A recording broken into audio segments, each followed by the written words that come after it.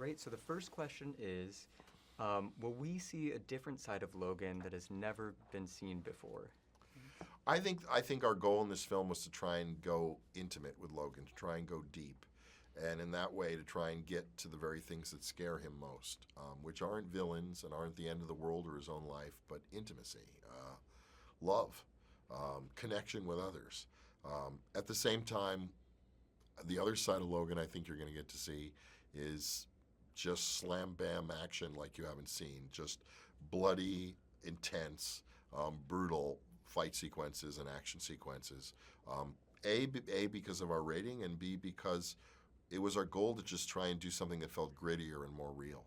Great. So on that note, what are some of the references or inspirations for the cinematic feel of this film?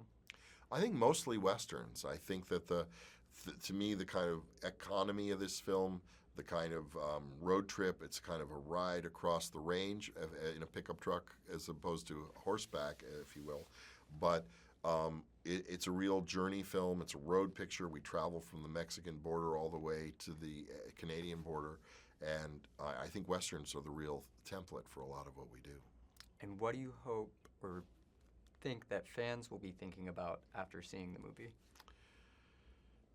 Well, I hope they're wrestling with the power of this character. I think the whole point of making the film was to really help you feel the weight and iconic nature of this character, his unique character in the world of superheroes, his reluctance, his hesitance, his own modesty, his incredible rage, and yet tender heart at the same time.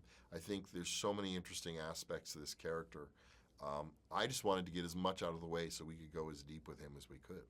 And can you talk a little bit about his relationship, Logan's relationship to other characters, specifically Charles? Well, this film sets him up in a very real way as both a caretaker for his father figure, if not his father, in Charles Xavier, who's got a degenerative brain disease and is living with Logan just south of the border in an abandoned smelting plant. And into their world comes this little girl who turns out is Logan's daughter. So you've got this character who hates intimacy and doesn't want to be responsible for anything, who suddenly is on the road and caring and protecting for an 11-year-old girl and a 95-year-old man. Perfect. That's everything. Thank you so much. Thank you. Pleasure.